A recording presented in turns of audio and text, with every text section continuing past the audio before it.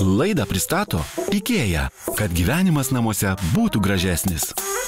Turime puikių sprendimų namams.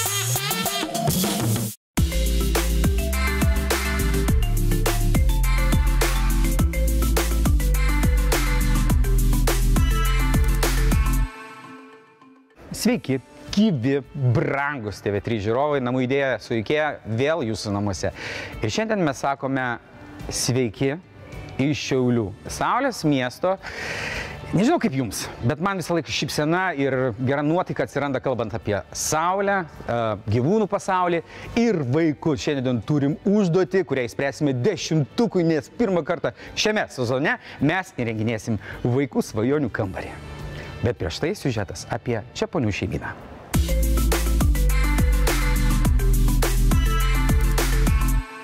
Sveiki, esu Emilija. Sveiki, esu Audrius. Turime 2 vaikučius, Patriciją ir Motiejų. Ir mes iš Šiaulių. Jūsų namų istorija. Aš čia gyvenu tiek, kiek save atsimenu, nuo vaikystės. Tėvai statėsi šitą namą. Aš atsiradau prieš 7 metus čia. Su Emilija susipažinome per sportus, orientacinėse varžybose. Su draugu važiavom į varžybas ir jis pasakė, kad bus mūsų komandoje dar viena mergina. Tai taip susipažinome, radome vienas kitą. Pomėgiai, be kurių negalite gyventi. Mėgstame labai aktyvų laisvalaikį. Gamtą važiuojame, iš darbo grįžę bandome prabėgti, jeigu yra laiko, o savaitgaliais važiuojame kur nors į mišką, į parką, turime šunis. Jie labai mėgsta bėgioti, jiems reikia įsilakstyti, tai esame priversti praleisti daug laiko gamtoje. Vienas iš mūsų pomėgių yra šunis, auginame ispanų vandens šunis. Turime 2 suaugusius šunis ir šiuo metu namuose 9 mažiukus šuniukus čiučiuojame. Įsimintiniausias nuotykis. Kai buvom dar nevedę, mes išvykome į kalnus abudu, į Montblaną ir praleidome 2 savaitės palapinėje, ėjome aplink Montblano tas vadinamas turas ir yra kelias į ten 180 km.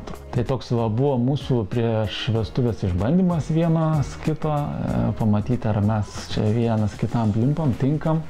Nu ir ką, viskas gerai ir praėjom tą kelią ir vestuvės įvyko ir vaikų susilaukėm. Kaip išmokyti vaikus tvarkytis? Mes gal su vyru esame to tokio auklėjimo vaikų, kad pavyzdžiui, vaikai, tarkim, patys kambarį tvarkosi. Nu, kaip jie suvokia, jie taip susitvarko tą kambarį. Tarkim, jie neturi pasidėti kur žaislų tinkamų vietų, tai jie susidėlioja, jų tas toks matymas yra. Tai mes vaikam leidžiame priimti patiems sprendimus. Be abejo, reikia ir padėti, nes jeigu vienus paliksi tvarkytis, tai to tvarkos niekada nebus. Reikia padėti, reikia mokyti ir tada jau atsiranda tie įgūdžiai. O kokia jūsų tvarkymosi strategija? Aš labai praktikavau Marie Kondo metodą, buvau namus susitvarkiusi iš tikrųjų pagal tai ir iki šiol yra, kad turiu dėžutę, kuri yra skirta konkrečiai temai, galima tai pasakyti, pavyzdžiui, valymo priemonės arba vienkartiniai indai.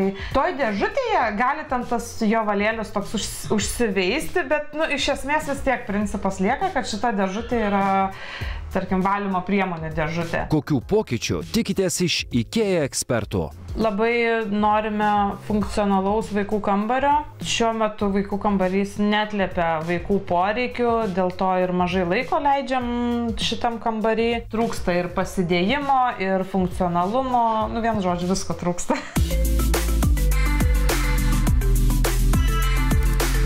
Birutė, neslėpsime, mes vaikystę nuostabią turėjome praeitam amžiuje. Va, bet mes turime vaikų, ne? Aš turiu mergaitę, tu turi mergaitę, tai turime šansų empatiškai pažvelgti į mūsų didįjį projektą šio sezono, įrengti vaikų kambarį. Aš dabar galvoju, kaip tie vaikai, pas kurios mes to apsilankysime, jie tikrai nori, kad galėtumėte įrengti kambarį tokį, kokį mes norime. Tėveliai nori mums gero, bet... Visą laiką reikia atsižvelgti į vaikų norus ir jų pageidavimus ir kambarį renginėjant žiūrėti iš vaikų perspektyvos. Bet turime atsižvelgti ir į tėvelių nuomonę ir jų požiūrį, nes ir tėveliai ten gyvens ir jie, kol vaikai išmoks, ten ir tvarkysis ir prižiūrės viską. Nu taip, kambarys turi būti ir praktiškas, ir funkcionalus, bet svarbiausia žaismingas, ne? Visada vaikų kambaryje privalo likti vietos kūrybiškumui ir žaidimam. Gerai, tai čiukų traukinukų, Šiauliuosi dabar kamščiai turbūt, reikia paskubėti. Važiuojame tada pas Čeponių šeimą. Taigi, Birutė, susipažinkime. Brilė, Tundra, Audrus, Patricija, Emilija, mama ir Motiejus. Juhu! Sveiki. Sveiki. Žaislus mėgstate? Žaislus. Be abejo. Taip, knygutę skaityti irgi mėgstate, ne? Pamokas ruošti mėgstat? Motiejau, jis dar neruošė. Dar neruošėmės. Dūkti mėgstat? O taip. Labai O netgi. taip. Ko norėtumėt jūs šiame kambaryje? Ko jums trūksta? Bus ilgas sąrašas turbūt, ne? Mes Ko turime laiko, norim? žinokit, aš tai užsirašysiu. Reikia naujų kėdžių, reikia stalo naujo, lovos reikia naujos, 2 lovų, ne? Vaikai, užtenka jau vienojame mėgoti. 2 lovų, turbūt 2 stalų irgi reikėtų pamokas Be abejo. paskirai ruošti. Reikia lentynų, susidėti knygom. Nes, Žaislam. Taip, žaislam labai daug žaislų yra. Visi mėtos ant grindų. Reikia tvarkingai susidėti. O kaip yra su spalvomis? Kokias spalvas mėgstate? Kas jums yra gražu? Kas vaikams patinka? Violetiniai rožinė. Violetiniai rožinė. Motiejau, tavo spalvos. Kokias tu mėgsti spalvas? Juoda. Oranžinė. Juoda ir oranžinė. Na gerai, paieškosim mes tų spalvų ir surasim kažkokias, tai tikrai. O ką iš ties vaikai veikia kambaryje? Ar jie čia ir būna, jie žaidžia, ruošia pamokėlės, Patricija, ruošiau pamokėlės to jau? Būna mažai dabar kambaryje, nes kambarys nebefunkcionalus, nebetitinka vaikų poreikių. Tai to laiko iš tikrųjų mažokai kambarį tiek mes, tiek vaikai leidžiam, nes trūksta ir daiktų pasidėjimo, ir rašomo stalo, kad papiešti, paveikti su vaikais kažką. Reikia atsinaujinti, noris naujumo kažkokio, kad viskas naujo būtų, tada ir vėl trauks į kambarį ateiti, norėsim vėl sugrįžti. Kai didelis kambarys, tai ir laisvės yra daugiau ir sprendimų gali būti dar daugiau, tai mums juos reikia susidėlioti, sugalvoti ir čia įgyvendinti. Eime pasitarti su didžiulė kompanija likusių mūsų draugų dizainerių, nes pritarė Brilė ir Tundra. Taip, procesas susisuko, lojimas, ženklas, einam, tarėmės ir dirbam.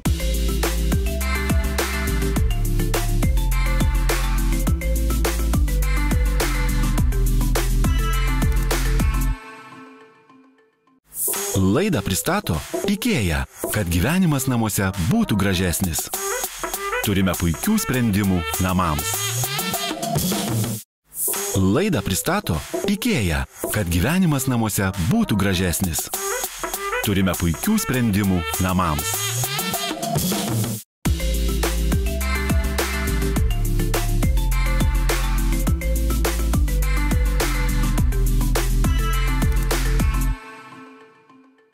Projektas, kaip visada, labai neįprastas, pilnas iššūkių iš tikrųjų, 2 vaikai. Įsivaizduojat? Ir ką daryti? Bet mes padarysime, kad jiems būtų ir jauku, ir smagu, ir faina, ir kad jie ten turėtų savo vietas ir turėtų ką veikti. Apgyvendinti 2 vaikus viename kambaryje jau savaime yra tikras iššūkis, o juk reikia įrengti ir miego, ir darbo, ir poilsio, ir žaidimų zonas. Tad kaip visuomet pradėkime nuo funkcionalių baldų pasirinkimo. Gal iš ties labiausiai ir norėčiau pradėti pirmą nuo lovų sprendimo, nes kambarys yra komplikuotas ir pats išdėstymas yra komplikuotas. Galvojau apie tokį variantą sniglarų lovytės. Ta mediena ir medžio elementai, jie visai galėtų būti ir būtų tinkami tam kambariui. Kaip manote jūs? Bet ar nebus jos per mažos, galvojant į ateitį, vis tiek vaikai auga? Nes ta lovytė, ji tikrai yra tinkama dabar, bet galvojant apie ateitį norėtųsi jo šiek tiek kitokios. Turiu dar vieną variantą, tai yra busungė lova, dėl ko ji būtų geresnė, tai ji ilginasi ir galima būtų pritaikyti pagal vaiko ūgį ir galėtų būti ateityje tokia lova, tačiau mane šiek tiek neramina, nes nesu tikra, ar bus tikrai labai geras sprendimas, nes kambaryje yra tos dviejos durys, kurios labai apriboja apstatymą. Vėlgi reikės dvi sutalpinti vienam kambarį. O ką tu galvoji apie dviaukštę lovą? Manau, tai būtų labai geras variantas. Ir jie tuomet turėtų atskiras vietas miegui ir mes taip išspręstumėm patalpos visą išstatymą ir paliktumėm daug daugiau vietos jiems žaidimams. Tai manau, šita Vitval lova būtų labai geras sprendimas. Jo, aš manau, liekam prie šito varianto. Sekantį iššūkį turiu, tai darbo vieta pradedantiems mokinukams. Tai ypatingai svarbi vieta mokslam. Tai turiu šį sprendimą, Larandės staliukas, kartu jau su spintelėmis, į kurias būtų galima pasidėti daiktus. Kaip galvojate, kaip jis būtų tinkamas šitam kambariui? Aš manau, kad gal jis truputėlį per didelis būtų ir ta ištraukiama dėtuvė jinai labai patogi, bet galbūt reikėtų pagalvoti apie daugiau vietos pasidėjimui. Iš ties tai dar galvojau apie tokį sprendimą, iš ties labai gražus smiegas stalas, labai tiktų prie jų lubų, labai atspalvis dailus ir gražus, bet šiek tiek dvėjoju dėl to, kad tai yra, tai nėra dideli vaikai ir jie yra mažučiai, plus stalų reikia abiejiems. O ką manote, jeigu mes pasirinktumėm palo stalą? Labai geras sprendimas, nes šitą stalą galima didinti ir pritaikyti pagal vaiko ūgį. Tai ir vaikams augantis gali didėti pagal jų poreikius. Iš ties, tikrai nuostabi sistema vaikų kambariuose yra Smastad. Bet šiuo atveju mes kambarį jau turime vieną didžiulę spintą, tai nežinau, ar tikrai būtų labai geras sprendimas su šia sistema keliauti į kambarį. Tai galbūt variantas būtų puikus Trofast visa šeima. Galėčiau ir pakabinti lentynėlių, ir pastatyti ant žemės. Iš tikrųjų, net ir patiems vaikams patogu dėžutėse susitvarkyti viską. Tai manau, šitas labai dėrėtų variantas. Jo, iš ties, manau, kad tai būtų tikrai geras sprendimas. Baldus pavyko išsirinkti, o dabar juos reikia sustatyti į tinkamas vietas. Dizaineriai braižė naujojo kambario planą ir svarstė, kur baldai atrodytų geriausiai, o kambarys išliktų funkcionalus. Galiausiai jie apsisprendė. Kviečiame Leo. Jau šypsenos, jau progresas, jau rezultatas. Prašau pristatyti, nes visą tai, ką matote ekrane ir... Jėzus Marija. Daug brūkšniukų. Taip, baltas fonas, juodi dryžiai. Papasakosiu, ką jie reiškia. Taigi, čia turime įėjimo duris. Čia pasakoju, kad prisimint. Tai įėjus po dešinę pusę mes turime spintą, kurios griauti negalime ir mes jos negriovėme. Kadangi kambaryje turime vieną vienintelį langą, tai priešais jį suformavome ir darbo vietas vaikam. Šalia stalų stovi spintelės, kuriuose vaikai galėjo susidėti savo daiktus.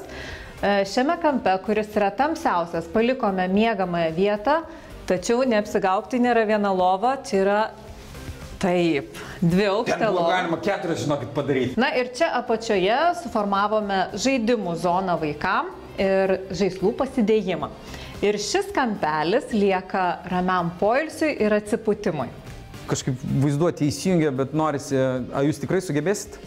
Oi, žinoma, kad sugebėsim ir padarysime. Bus ir dar fainiau atrodys, kai viskas bus įrengta.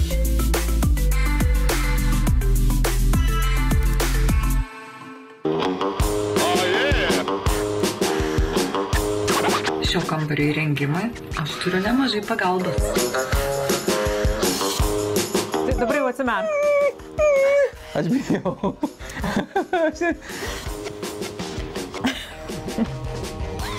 Transformacija!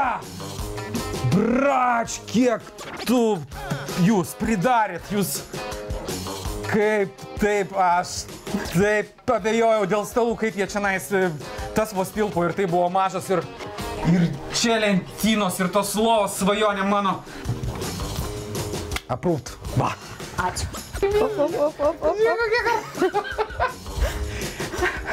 Jau galit. Einas. Oi. Geras. Wow.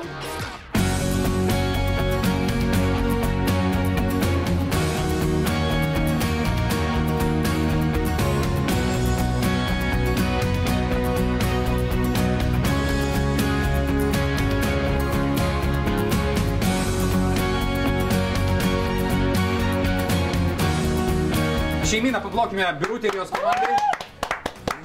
Neužteks paploti, manau. Jau. Tai aš kviečiu jūs prisėsti, o aš jums papasakosiu, ką čia padarėm. Gerai! Visa šita siena yra skirta būtent pasidėti žaislam, o pats kampelis yra skirtas susidėti knygom. Ir visos šitos spintelės yra labai paprastai keičiamos. Jūs galite čia sudėti dėžes, kuriuose bus jūsų žaislai. Taip, Motiejau, atpažįsti savo daiktus. Taip, čia tavo.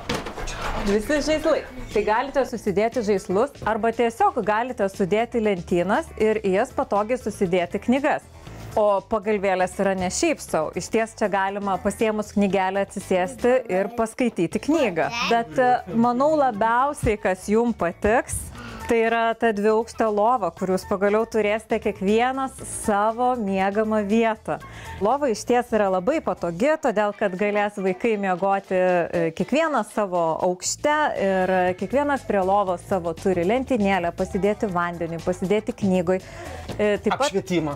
Taip, apšvietimą skaitimui ir ne tik skaitimui. Kiekvienas turi po mažą lempelę nakčiai, jeigu prabus, kad jiems būtų jauku. Na ir čia turime vaikų darbo vietas, tiek vienam, tiek kitam.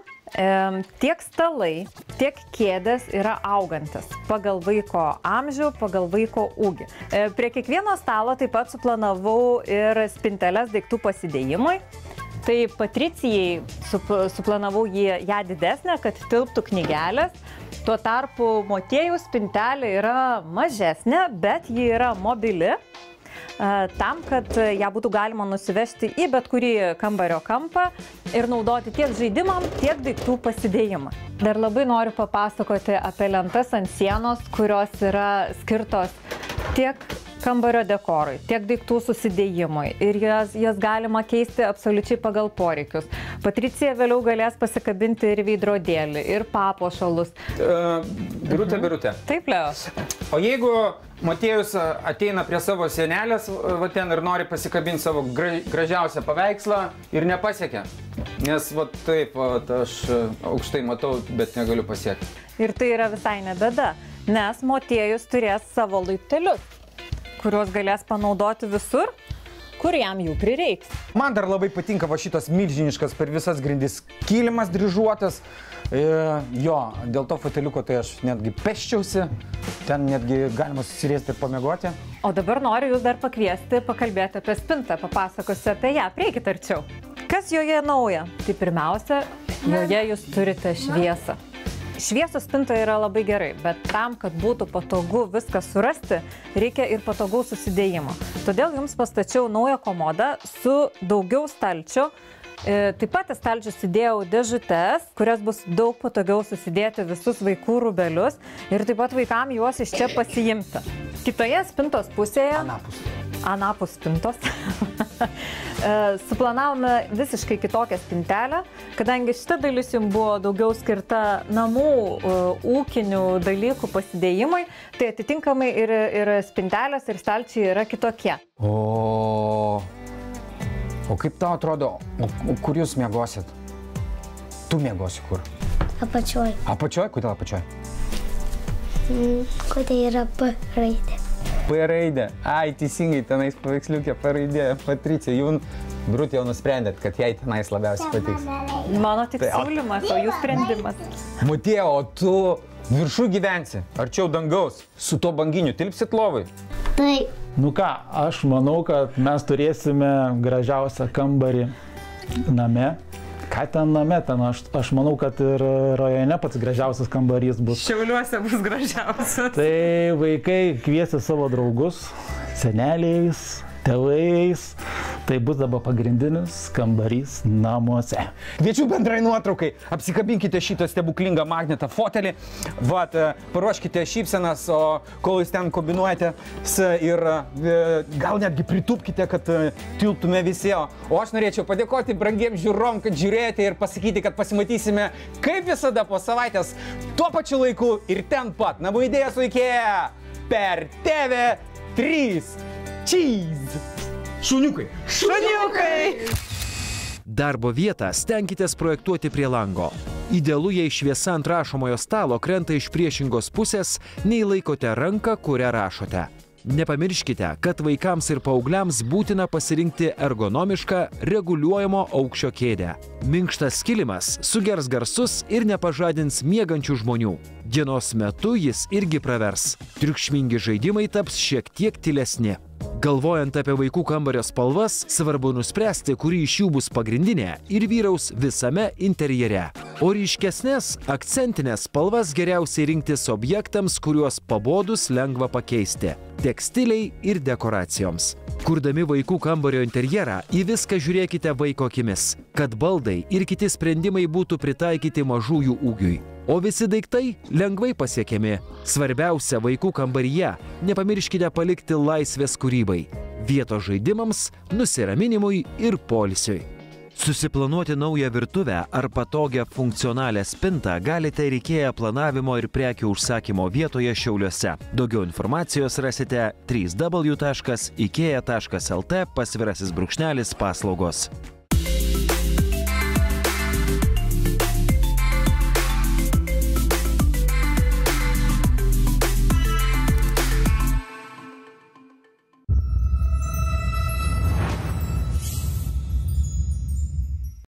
Laidą pristato IKEA, kad gyvenimas namuose būtų gražesnis. Turime puikių sprendimų namams.